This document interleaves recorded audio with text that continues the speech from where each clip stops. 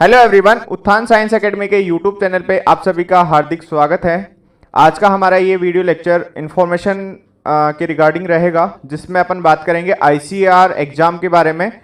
Because जो बच्चे 10th पास करते हैं उनके पास में 11th में ऑप्शन होता है साइंस स्ट्रीम लेने का, तो वो बच्चे जनरली या तो बायोलॉजी सब्जेक्ट चुनते हैं या फिर वो मैथमेटिक्स लेते हैं, या फिर कुछ बच्चे ऐसे भी होते हैं जो एग्रीकल्चर सब्जेक्ट सेलेक्ट करते हैं। वो जैसे ही 11th करेंगे, साथ में प्रिपरेशन उनकी फाउंडेशन में चलती रहती है, फिर 12th करते हैं और 12th के साथ में उन्हें जब फॉर्म फिल करने की बारी आती है तो मेनली उनका फोकस होता है आईआईटी जेई, जो बच्चे मैथमेटिक्स रखते हैं वो वाले, नीट में जिन बच्चों के पास में बायोलॉजी होती है, और जेट में जो बच्चे एग्रीकल्चर स्ट्रीम से होते हैं। बट उनको उस टाइम पता चलता है कि आईसीआर का भी एक एग्जाम होता है, आईसीआर का एक एग्जाम होता है, बट उसके रिगार्डिंग उनको इन्फॉर्मेशन, डिटेल इन्फॉर्मेशन पता नहीं होती है। उससे वो ना तो एग्जाम क्लियर कर पाते हैं, या कुछ सिलेक्टेड बच्चे जो टॉपर्स होते हैं वो उस एग्जाम को क्लियर कर लेते हैं। तो उसी के रिगार्डिंग हमने ये वीडियो बनाया है। तो सबसे पहले अपन बात करते हैं आईसीआर AIEEE यूजी एग्जाम होता क्या है। बेसिकली आईसीआर के बारे में, यदि मैं आईसीआर के बारे में बात करना चाहूंगा,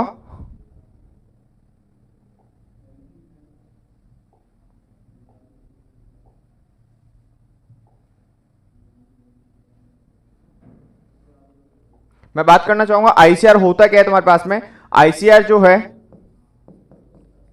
एक गवर्निंग बॉडी है जो अपने ऑल ओवर इंडिया में एग्रीकल्चर के जितने भी रिसर्च प्रोजेक्ट चल रहे हैं, या एग्रीकल्चर से रिलेटेड जो भी कुछ प्लान्स आते हैं तुम्हारे पास में, फार्मर्स के पास में कुछ आते हैं, या स्टडी में कुछ भी होता है, तो वो कौन करता है? आईसीआर उसको कंडक्ट करता है।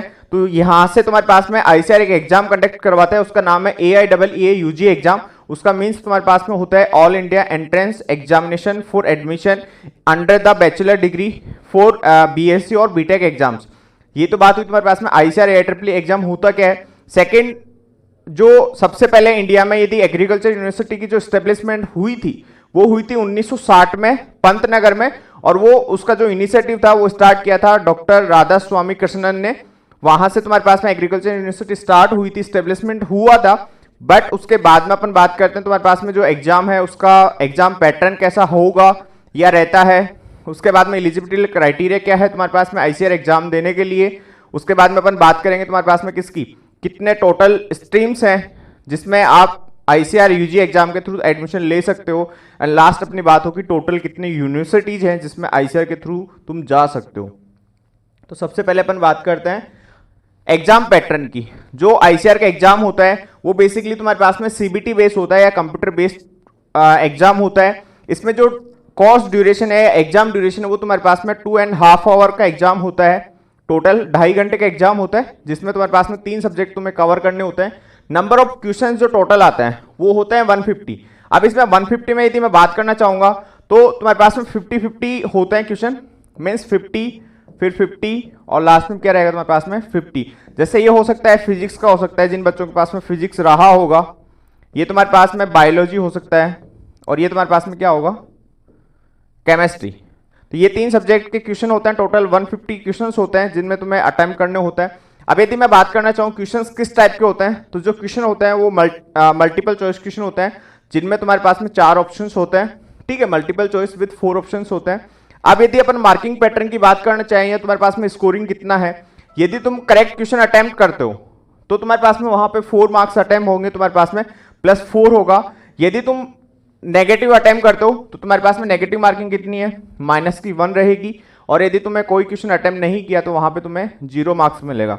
इसके बाद में यदि बात करें अपन मीडियम की, तो एग्जाम जो होता है वो दोनों मीडियम में होता है, हिंदी में भी होता है और तुम्हारे पास में किसमें, इंग्लिश में भी होता है। तो मीडियम की कोई ऐसा इशू नहीं है कि जो बच्चे सोच रहे हैं यार मेरे को इंग्लिश में प्रॉब्लम होगी या हिंदी में प्रॉब्लम होगी, तो पेपर तुम्हारे पास दोनों मीडियम में आता है। यदि अपन बात करते हैं मेनली सब्जेक्ट्स क्या क्या हैं, यहां पे मैंने लिखा है PCB, PCM, PCA और ABC। यहां पे जो P है वो स्टैंड करता है तुम्हारे पास में किसके लिए, फिजिक्स के लिए। मीन्स तुम्हारे पास में एक सब्जेक्ट जो होगा वो क्या होता है, फिजिक्स होता है। सेकंड जो है मैंने लिखा है C, वो स्टैंड करेगा किसके लिए, केमिस्ट्री। थर्ड तुम्हारे पास में सब्जेक्ट है क्या, A, वो क्या है तुम्हारे पास में, एग्रीकल्चर। एंड लास्ट जो है तुम्हारे पास में सब्जेक्ट है मैंने लिखा वहां पे बी बायोलॉजी। तो यहां पे इन चारों सब्जेक्ट के 4 कॉम्बिनेशन एग्जाम में आते हैं। तुम्हारे पास में 4 ऑप्शंस होते हैं, या तो तुम्हें सेलेक्ट करना होता है फिजिक्स केमिस्ट्री बायोलॉजी हो सकता है तुम्हारे पास में एक ऑप्शन, सेकंड ऑप्शन हो सकता है तुम्हारे फिजिक्स केमिस्ट्री मैथमेटिक्स हो सकता है, थर्ड ऑप्शन जो है physics chemistry agriculture, and last option जो है एग्रीकल्चर बायोलॉजी एंड केमिस्ट्री। ये 4 स्ट्रीम के बच्चे आईसीआर एग्जाम अटेम्प्ट कर सकते हैं। तो ऐसा नहीं है जो बच्चे नीट की तैयारी कर रहे हैं या आईआईटी जेईई की तैयारी कर रहे हैं वो आईसीआर का एग्जाम अटेम्प्ट नहीं कर सकते, वो अटेम्प्ट कर सकते हैं। तुम्हारे पास में सब्जेक्ट चॉइस जो होते हैं वो कितनी होती है, टोटल 4 होती है। अपने बात की किस किस की, biology physics chemistry and agriculture, ठीक है। तो ये बात, और इसमें सेकंड जो है एज लिमिट कितना होता है, मींस वो बच्चे जिनकी एज 16 इयर्स हो चुकी है वो या उससे अबव वाले एग्जाम बच्चे क्या कर सकते हैं, इस एग्जाम को अटेम्प्ट कर सकते हैं, ठीक है।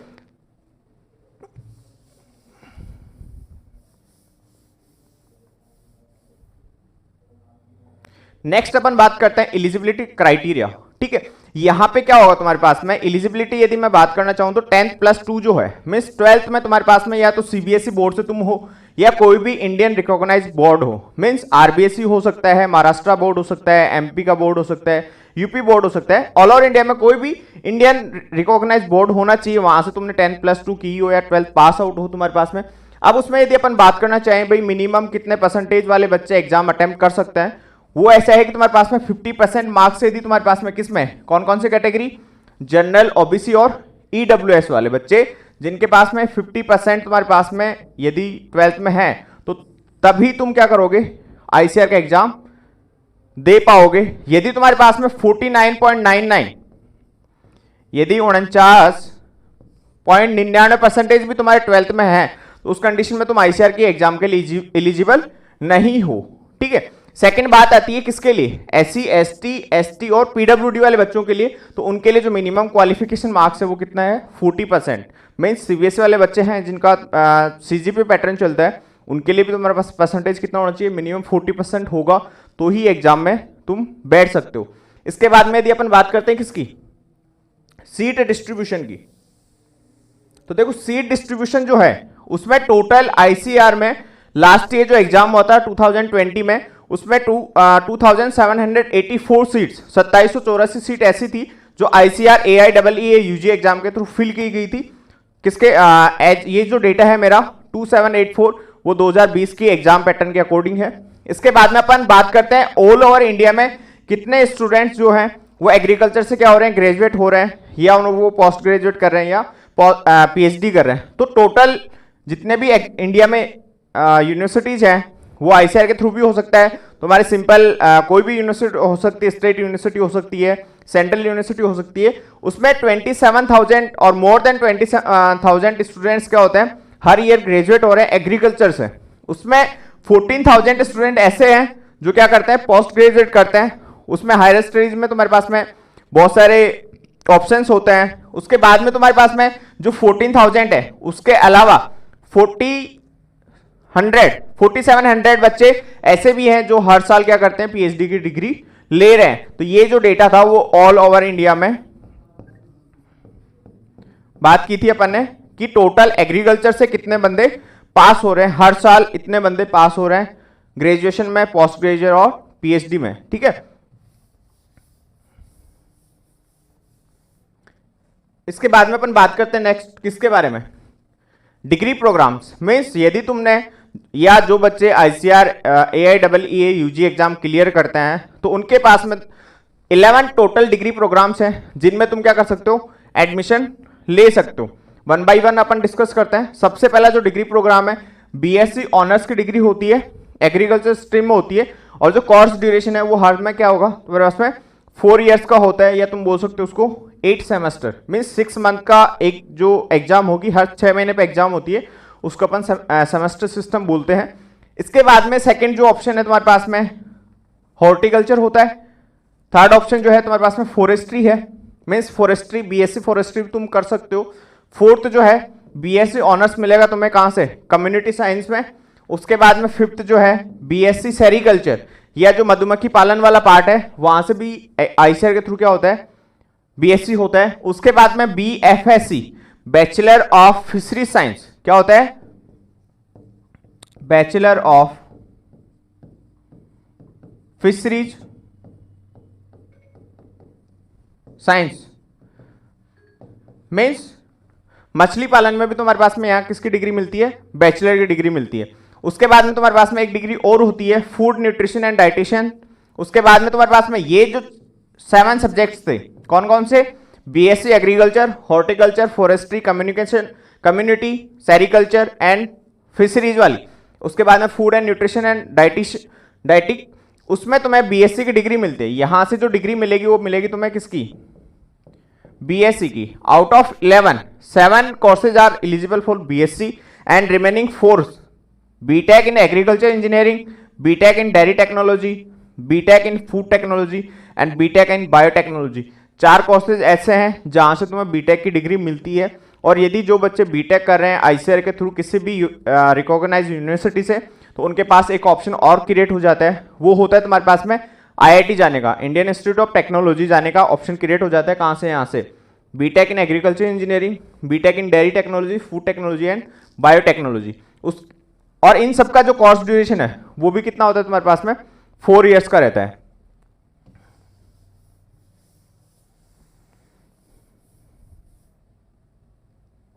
लास्ट एंड इंपॉर्टेंट चीज इसमें क्या होता है, बच्चों को यही नहीं पता होता है, जो बच्चे एडमिशन ले भी लिए, जिनका काउंसलिंग भी करवा रहे हैं, उनको ये नहीं पता होता। उनको बोला जाता है कि टोटल इतनी यूनिवर्सिटीज हैं, मीन्स तुम्हें राजस्थान में एमपीयूटी में एडमिशन मिल जाएगा, बट उसको ये नहीं बताया जाता कितनी कॉलेजेस हैं टोटल आईसीआर के अंडर में। तो अपन बात करते हैं जो ऑल ओवर इंडिया में आईसीआर के कितने इंस्टीट्यूट हैं। ये यूनिवर्सिटी जो है वो टोटल 74 एग्रीकल्चर यूनिवर्सिटी है। क्या 74 एग्रीकल्चर यूनिवर्सिटीज हैं, उनमें उन्होंने उसको अपन ने 4 पार्ट में डिवाइड किया है। फर्स्ट मैंने बोला है स्टेट एग्रीकल्चर यूनिवर्सिटी, जो जिनकी गवर्निंग बॉडी जो होता है वो हर स्टेट होता है या स्टेट गवर्नमेंट होती है। 4 इंस्टीट्यूट ऐसे हैं जो डीम्ड यूनिवर्सिटी है, या जिनको कौन कंडक्ट करवा रहा है, जिनको कौन रन कर रहा है, आईसीआर खुद रन करता है। उसके बाद में 3 सेंट्रल एग्रीकल्चर यूनिवर्सिटीज है। कितनी, 3 सेंट्रल एग्रीकल्चर यूनिवर्सिटीज है, जहां जिनको कौन रन कर रहा है, सेंट्रल गवर्नमेंट रन करती है। उसके बाद में 4 सेंट्रल यूनिवर्सिटीज ऐसी भी है जिनमें क्या है तुम्हारे पास में एग्रीकल्चर फैकल्टी अवेलेबल होती है या एग्रीकल्चर के कोर्सेज अवेलेबल होते हैं। अब बात करते हैं सबसे पहले किसकी, स्टेट यूनिवर्सिटीज की। यदि मैं स्टेट यूनिवर्सिटी की बात करना चाहूंगा तो जो 63 है उनमें से टोटल 39 कितने, 39 यूनिवर्सिटी ऐसे हैं जो तुम्हें क्या करते हैं, आईसीएआर यूजी एग्जाम के थ्रू एडमिशन प्रोवाइड करवाते हैं, या तुम ओनली 39 स्टेट एग्रीकल्चर यूनिवर्सिटीज में तुम एडमिशन ले सकते हो। इसमें यदि मैं बात करना चाहूँ डीम्ड यूनिवर्सिटीज की तो टोटल 4 हैं। कौन कौन से, मैं यहाँ पे इनके टोटल नंबर नहीं, हर इंस्टीट्यूट का नाम, यूनिवर्सिटी का नाम नहीं बता पाऊंगा क्योंकि लिस्ट बहुत लंबी है, बट अपन बात कर लेते हैं इन सब की। फर्स्ट जो है डीम्ड यूनिवर्सिटी में आता है IARI Delhi Indian agriculture research institute, new Delhi है, जो ओनली तुम्हें ऑफर करता है मास्टर डिग्री। IARI जो है वो ओनली मास्टर डिग्री ऑफर करता है। उसके बाद में Indian veterinary research institute IVRI इज्जत नगर जो है वो भी मास्टर डिग्री ऑफर करेगा। उसके बाद में central institute of fisheries education in Mumbai, वो भी तुम्हारे पास में क्या करता है, मास्टर डिग्री ऑफर करता है। और NDRI national dairy research institute Karnal जो है, मैंने यहां पे उसको अलग से भी नोट किया है बिकॉज ये एक ओनली ऐसा एग्रीकल्चर यूनिवर्सिटी है जिसकी 100% सीटें 100% सीटें किसके थ्रू फिल होती है, ICAR के थ्रू।